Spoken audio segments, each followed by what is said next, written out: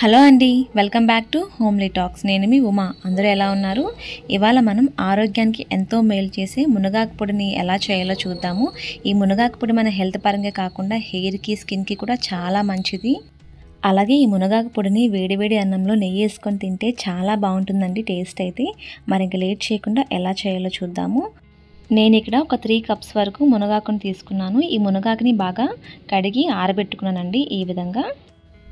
ఇప్పుడు ఒక ప్యాన్ పెట్టుకొని ఇందులో ఒక 4 స్పూన్స్ వరకు పల్లీలు వేసుకుంటున్నాను. వీటిని 1 నిమిషం పాటు ఫ్రై చేసుకోవాలి. ఈ విధంగా ఫ్రై చేసుకున్న తర్వాత ఇందులో ఇప్పుడు ఒక 4 స్పూన్ల వరకు శనగపప్పును వేసుకోవాలి.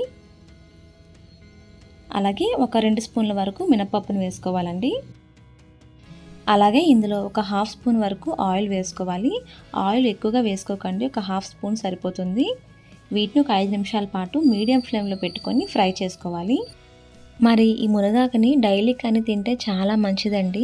కానీ మనకి రోజు దొరకదు కాబట్టి ఈ విధంగా పొడి చేసుకొని స్టోర్ చేసుకుని రోజుకు ఒక స్పూన్ కానీ తింటే హెల్త్కి చాలా మంచిది. ఇప్పుడు ఇందులో ఒక 4 స్పూన్స్ వరకు ధనియాలు, అలాగే ఒక 1 స్పూన్ జీలకర్ర వేసుకొని మరొక నిమిషం పాటు ఫ్రై చేసుకుందాము. ధనియాలు, జీలకర్ర ముందే వేయకూడదండి. ఇవి బాగా వేగిన తర్వాత అప్పుడు ధనియాలు, జీలకర్ర వేసుకోవాలి. ఇప్పుడు వీటిని ఒక ప్లేట్లోకి తీసుకుందాము. అదే ప్యాన్లో మరొక 1/2 స్పూన్ వరకు ఆయిల్ వేసుకొని ఒక 15 ఎండుమిర్చిని వేసుకుంటున్నాను. మీరు కారం ఎక్కువగా కానీ తింటే ఒక 20 ఎండుమిర్చిని వేసుకోండి, సరిపోతుంది. ఈ విధంగా ఫ్రై అయిన తర్వాత ఇందులో ఇప్పుడు ఒక 10 నుంచి 15 వెల్లుల్లిపాయలు వేస్తున్నాను. వీటిని ఒక 30 సెకండ్స్ పాటు ఫ్రై చేసుకుంటే సరిపోతుంది. ఈ విధంగా ఫ్రై చేసుకున్న తర్వాత వీటిని కూడా ఒక ప్లేట్లోకి తీసుకుందాము. ఇప్పుడు అదే ప్యాన్లో మరొక 1/2 స్పూన్ వరకు ఆయిల్ వేసుకొని మనం ఆరబెట్టుకున్న మునగాకుని వేస్తున్నాను. నాకు ఈ కప్తో 3 కప్పుల మునగాకు వచ్చిందండి. అలాగే ఒక 1/2 కప్పు వరకు కరివేపాకును వేసుకొని మునగాకు అనేది క్రిస్పీగా అయ్యేంత వరకు కూడా ఫ్రై చేసుకోవాలండి. అది కూడా లో ఫ్లేమ్లో పెట్టుకొని దగ్గరుండి ఫ్రై చేసుకోవాలి. మరి నాకైతే ఇక్కడ 25 నిమిషాలు పట్టింది ఈ మునగాకు అనేది ఫ్రై అవ్వడానికి. చూసారు కదా, ఇక్కడ ఆకు అనేది క్రిస్పీగా అయితే మనకు మునగాకు అనేది బాగా ఫ్రై అయినట్టు. ఇప్పుడు ఒక ప్లేట్లోకి తీసి పక్కన పెట్టుకుందాము. ఒక మిక్సీ జార్ తీసుకొని ఇందులో మనం ఫ్రై చేసి పెట్టుకున్న పప్పులు, అలాగే ఎండుమిర్చి, వెల్లుల్లిపాయలను కూడా ఇందులో వేసుకొని గ్రైండ్ చేసుకోవాలి.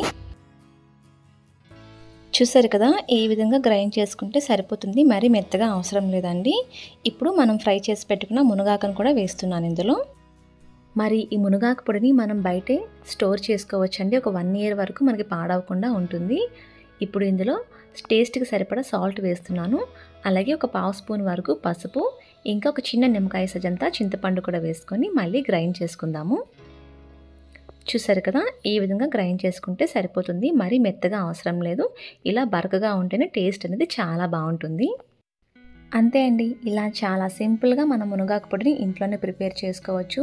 ఈ మునగాకు పొడిని డైలీ తింటే మన హెయిర్కి అలాగే స్కిన్కి కూడా చాలా మంచిది. ఎలాంటి స్కిన్ ప్రాబ్లమ్స్ కానీ హెయిర్ ప్రాబ్లమ్స్ కానీ ఉన్నా ఈ మునగాకుని డైలీ తినండి.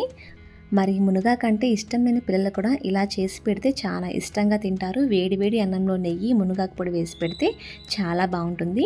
మరి ఈ వీడియో మీకు నచ్చిందనే అనుకుంటున్నాను. ఈ వీడియో కానీ మీకు నచ్చితే లైక్ చేయండి, షేర్ చేయండి, అలాగే మన ఛానల్ని సబ్స్క్రైబ్ చేసుకోవడం మాత్రం మర్చిపోకండి.